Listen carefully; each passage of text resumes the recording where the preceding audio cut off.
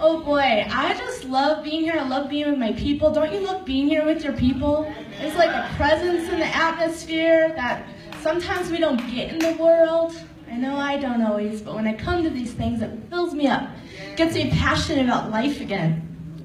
I saw a post recently, and it was of this guy who asked this other guy, and he was like, well, tell me, why on earth will your God not come to the earth and do something? Why won't he come and be here for the people and show himself and do a miracle or something? And the other guy stood there with his hands out, and he said, but he did, and he was nailed to the cross. It's pretty incredible how people still just do not believe. I mean, this was almost 2,000 years ago, and I mean, our God came and he went through so much for us. And through that, he rose in 3 days, and he was witnessed by 500 people, which is unbelievable. I mean, in courts, they just oftentimes want 3 witnesses. We had like 500 people witnessing. And it's here almost 2,000 years later, and we're still talking about Jesus Christ. Is that not phenomenal? I mean, there's something there. It's our God. It's amazing like that.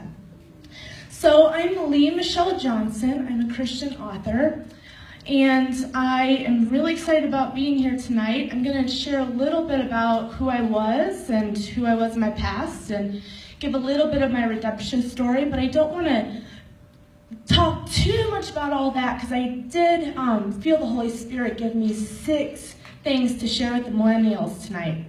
6 key points that I felt in my journey of redemption that I was struggling with, but I also know that our Millennials struggle with too. So I want to put those out there into the world. So I don't know, have you ever noticed how God he kind of stalks you? He's always like, hey, I'm right here, I'm right here. Have you ever noticed how he's gotten you out of a lot of things? I mean, I think I have 9 lives now, but he just keeps on giving me grace, and I'm just like, oh my gosh, I'm so lucky here. This God that we have, he's so merciful. So when I was about 15, I was going through some really challenging times, and in those times when you're just feeling like you don't fit in anywhere and you're not sure about who you are, you know, God does gift people around you, doesn't he? He finds people to just bring joy and show who Jesus is, and I was gifted that, and I started learning about Jesus then. But back then, I just wasn't quite ready. Do you guys know about that? Do you guys know that, like, sometimes we're ready and sometimes we're not? You guys know that? That's right. So I wasn't quite ready to share his name. I wasn't quite ready. I still had things to see, experience, and I had to know what sin was. Unfortunately. I mean, how many times do we have to burn our hand on the stove before we actually know that maybe we should be listening to God? I mean, seriously, how many times? I still do it. I'm like, oh my gosh, grace. Thank the Lord for grace. So I went at it myself. I remember saying, Lord, I'm going to try this world on my own, and I'll be right back for you, maybe in my 30s, you know. I mean, what kind of bargain is that? Who was I? Who do I think I am?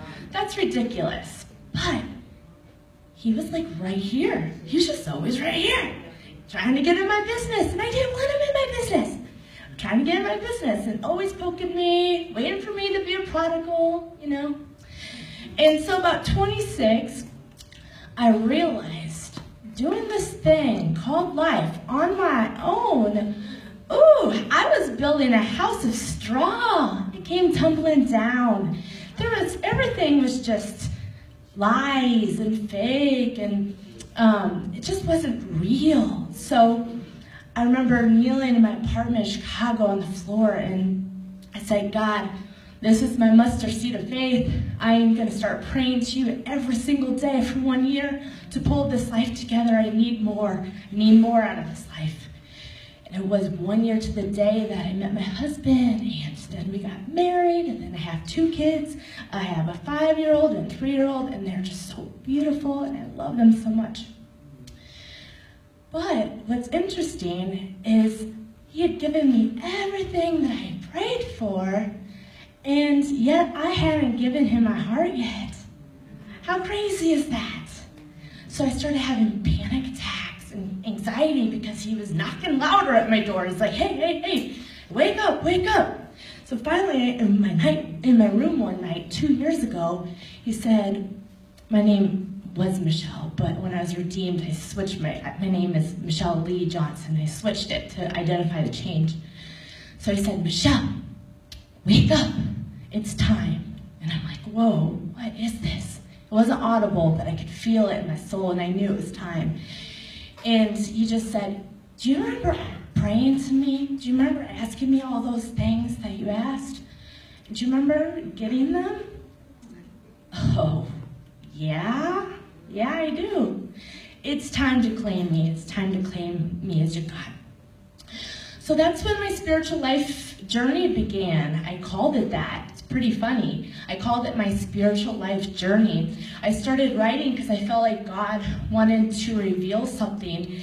And God said, they do not know what I have planned right now, but one day they will with you.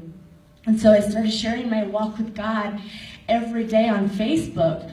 I mean, I'm sharing my walk with aunts, uncles, grandma, ex-boyfriends. They're like, whoa, what is going on with Michelle? She's spoken something around Colorado. I'm like, no, it's the power of the Holy Spirit, y'all.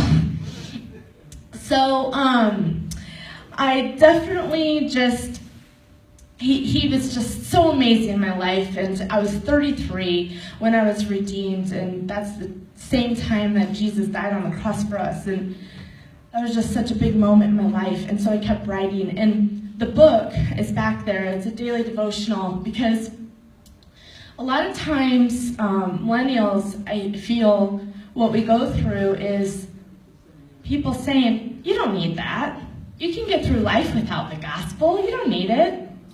But this thing, this is beautiful. I started just easing into it. And you can do all things through Christ who strengthens you. What? Oh, wow, that's amazing. Okay. Be still and know I'm your God. Oh, wow. When I am still and quiet, I can hear him a little bit better, huh? I mean, just phenomenal, these things.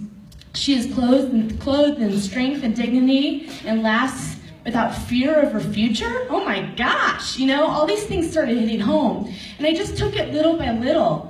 How do you eat an elephant? One bite at a time. So what Satan tries to lie and say, but you got to know it all. You have to know every single page, and you can't start talking about the gospel until you're like perfect at it. Lies, more lies. That's not what God says. God says, go out into the world and share the gospel with all of creation. He doesn't say that you have to be a scholar. In fact, he laughed at that, right? So he doesn't even just ask us. He commands us to share this. That's what he wants us to do.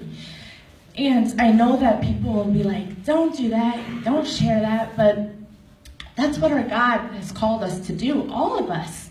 Doesn't matter how old you are. Doesn't matter if you feel like you only know maybe the first page of the creation story. Honestly, start sharing that. God will give you the words. So that's a little bit about my journey. It did start off as a spiritual one, and because that is what millennials are facing.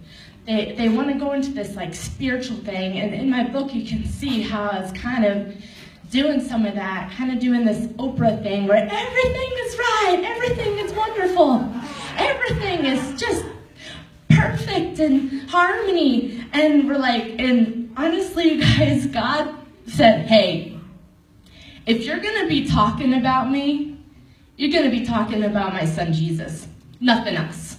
And so I became a little bit of a Jesus freak. I started loving him a whole lot. And I started sharing about him a whole lot.